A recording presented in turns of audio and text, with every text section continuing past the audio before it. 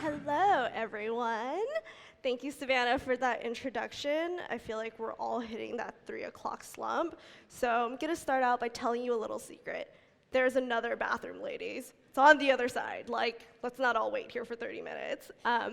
But no, seriously, as Savannah has mentioned, creative is literally the most important component. And now that you guys have all gotten your weekends back from not tinkering in ad accounts or building out 100 ad sets to try to make something work, you can all spend your brain power on creatives. So to start, something about myself. Who here has heard of Kalo?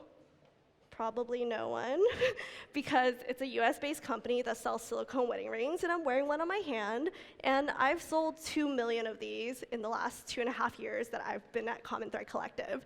So I started as a media buyer there and eventually evolved into a strategist where I started working with my designers and the clients to develop strategies on how to best go to market. And now I am currently a paid media manager alongside Savannah. So literally now we just spend all day figuring out who's going to play good cop, bad cop with our team leads.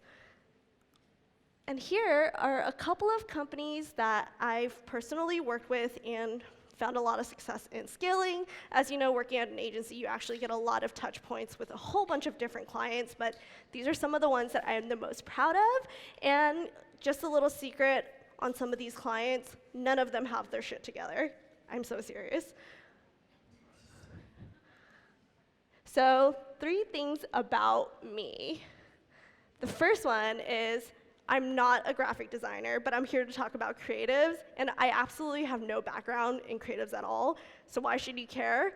Well, because I've spent over $10 million on Facebook and Instagram, working from a media buyer to a strategist, and now managing a group of team leads. And last but not least, I'm an avid online shopper. I am the end user, so I think I know a thing or two about what creatives work because I shop a hell of a lot. How many of you ladies can relate to like 1 or 2 of these? Probably the avid online shopper part because you guys look creative. So creative is the most important component to your ad success because those who actually creatively split test have found an improvement in their CPAs. 70% of the people who actually do creative split testing has seen an improvement in their customer acquisition costs. And what that means is that if you're not creative testing, you're losing. So you should really be testing as many creatives as possible.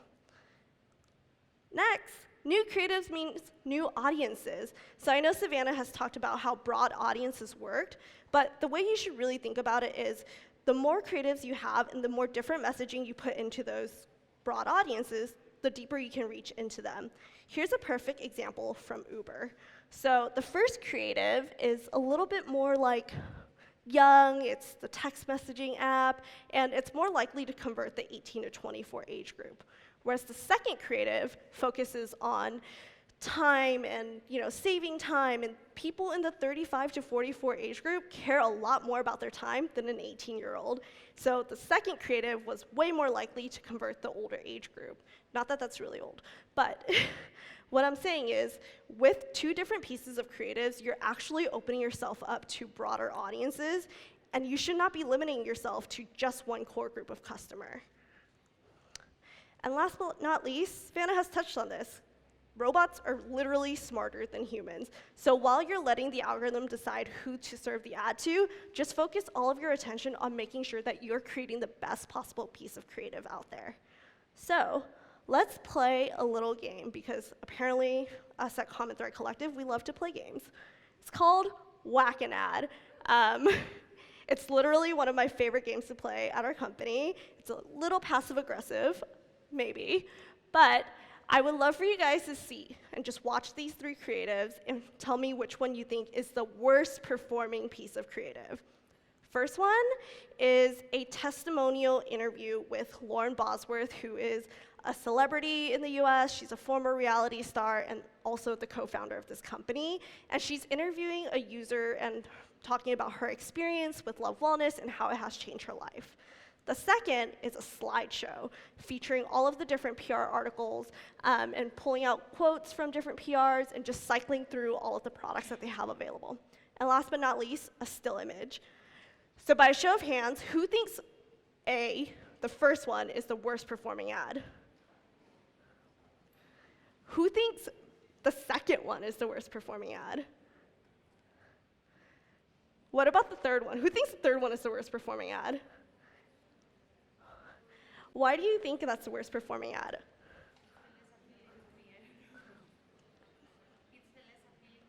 It's less appealing to you. Great. Anybody else want to share why they think the last one is the worst performing ad? It's not dynamic. Cool. Well, surprise, surprise. That's the worst performing ad. So I don't know if you guys have noticed, but I played all of these without sound, and you should expect no sound from my presentation for the remainder of this, because we actually spend majority of our time on Facebook without sound. So just to simulate that experience, you're going to get a soundless presentation. But that is the worst performing ad. And notice how all of the other two ads actually showed the product. And the results, the first of the winner spent $45,000 on prospecting audiences. This is cold audience, people who have no idea what the brand is. Second ad, 30% higher return on investment above the account average. So this is a really, really good performing ad format. And I know that they're not the best looking ads, but that's secret number 2. People don't have their shit together, and you really don't need to have high production value ads in order to convert. So what are the components that make up a good creative? The first myth is that good ad creatives should tell a story about the brand.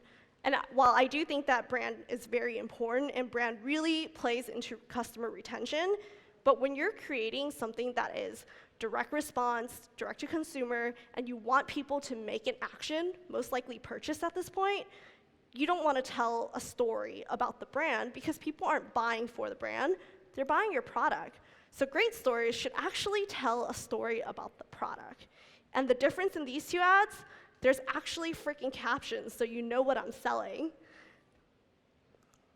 Myth number 2, good ad creatives require a lot of assets to make. This is probably one of the biggest excuses I've heard in the agency world. You don't have enough assets. You need more of this. You need more of that. But that's really not true. I mean, this ad did okay. Instead, as long as you have a clear image of the product, you have more than enough to make great ads. This ad right here is the top performing ad in this Love Wellness account since we've started. And honestly, the format has worked so well that we took this and applied it to every single product they have, and it's still working. Myth number 2, good ad creatives require a lot of production work. So you may or may not have seen this. No Teeth Whitening is literally a leader in the teeth whitening industry, and they're getting crushed by Crest right now because Crest isn't very happy that, there's another teeth whitening product out there. But this is a high production video. You see that really nice BMW that we paid a lot of money to rent? Well, this ad tanked. Instead, what you should do is find something that is very, very native. So this is Caitlyn Jenner, one of the influencers that they work with. And you'll see that this is a really grainy video. It looks kind of dingy and looks like we ripped it off their Instagram, which we kind of sort of did. She filmed it on an iPhone. But the best types of ad creatives are the ones that feel native to the user's feed. Because while we aim to disrupt someone's experience, we don't want to really interrupt. There's a difference between that. When you disrupt, you're presenting something that is attention-grabbing, something that captures, your attention after all of the things that you're seeing on a feed. But you don't want to create an interruptive experience where someone's like, ew, I want to report this as spam. So something between the lines of this is actually really great, and this ad here is averaging a 10% click-through rate in the account, which is absolutely insane if you're driving for conversions. So the formula for creating successful direct response ads: capture, design, and build. Capturing people's attention within the first 3 seconds is critical, mainly because 47% of users only get to the first 3 seconds of videos. So if you really, really want to be successful, you need to have your brand story, your key value proposition, all within the first 3 seconds. And while that may not seem like a long time, go watch a video on your phone and get to the 3-second mark, and you'll notice that your attention span has probably dropped off at this point. Second thing is design. Designing for sound off. So as I've mentioned, you guys are getting no sound in this presentation because most of us actually watch videos with sound off. And 88% of Facebook users are actually on mobile, and we know that playing your music out loud or watching videos out loud in public is a little frowned upon. So people actually watch sound off. And last but not least, building a toolkit. So Savannah has touched a bit on the toolkit aspect, but really building a toolkit is what will allow you to test the most amount of creatives and really be successful and really find the creative type that works best for you instead of just sitting and waiting. And I think something that a couple of the keynote speakers that have talked about before this that's really important is perfection is the enemy. So you don't need to wait to have that one perfect piece of creative. Just go out there, create a toolkit for yourself with some variety so that you can test and see which option works first before investing all of your time in it. So what I mean by capture is this. It very clearly tells you that you're going to get something about brows here. Say no to bad brows. I mean, how many ladies can relate to the whole get your brows on fleek kind of messaging? Couple, yeah, I think we all care about our brows. So you know that this ad is going to tell you something about your brows because there's actually text on screen, and really making sure that you tell that story within the first 3 seconds. Next, not only do you have to create something that's thumb-stopping, but again, creating for a mobile-first user experience. I cannot emphasize that enough. And how to do that? Captions. If you're running something, always caption it. And honestly, the Facebook native captions is a little janky, but if that's all the time you have, at least do that. But if you have more time to invest in it, literally go and put in good captions because that is literally something that people look out for. And this is actually one of the best performing ads in this account, and this company spends $500,000 on Facebook each month. So they're kind of insane, and this ad is carrying the ad account. And last but not least, building your toolkit. So something that I really want us to think about is creating variety and testing variety. So we spent a lot of money at our agency and have lit a lot of money on fire so that you guys don't have to go through this and do all the groundwork again. But these are the 3 creative formats that have performed the best across all of the ad accounts we've worked with. And I'm not saying that PR is going to work every time or everyone has PR, but if you do, utilize it, because what you want to do is leverage the authority that someone else has built and lend that into your own brand. Because the reality is, no one is going to trust your brand when it first launches. They're going to be like, who's that? Do I really want to put that on my face? I don't know. But if someone like Allure or Glamour magazine posted about it, then they're more likely to trust it because someone out there has tested it before you. The second piece is user-generated content. So this is a quick and cheap and easy way to get content for your brand if you don't have any. You don't need to go and ask someone to shoot a $30,000 production. What you can do is get your products into the hands of friends and families and your customers and ask them to send you a review in exchange. That way, it's still authentic and genuine, but you're getting content out of it. And it's one step up from just getting that Yotpo review that they left on your website. And last but not least, if you have a lot of creatives, I highly recommend building a Mashable video. So a Mashable video is basically identified as a video that addresses a problem in the beginning, so some sort of hook there, and then followed by why your product is good, and then closing with, again, either PR or reviews to validate that product. So if you do have a lot of assets, that's something I recommend creating. And you can see all these videos here. And last but not least, this is a self-checklist. So if you are in charge of creating ads, or if you're the final person that approves creatives, these are the things that I urge you to think about. Does this ad tell you what problem it's solving in the market? If it doesn't, try again. Does it tell you within the first 3 seconds? If you don't know what the product is within the first 3 seconds, chances are neither will the other person, and you can't really bank on the other 53% of users to stay longer than 3 seconds to just watch and figure it out.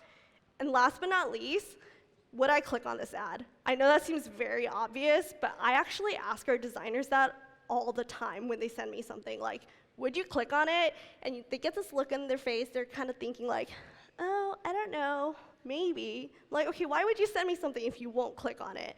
And I think that goes the same for everyone else.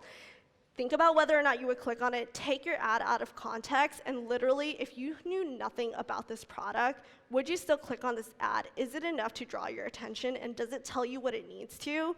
I feel like that seems very basic, but because we're all brand owners or we work on the brand side, like we're so close to it, and we don't realize sometimes that people don't have the same foundational knowledge as we do about the company itself. For instance, when I talked about silicone wedding rings, you guys all kind of looked at me like I was crazy because there was no context. So again, just making sure you know whether or not you would click on something is probably the most important piece. And lastly, I'm social, so if you guys want to come and find me and chat with me afterwards, I'll be around.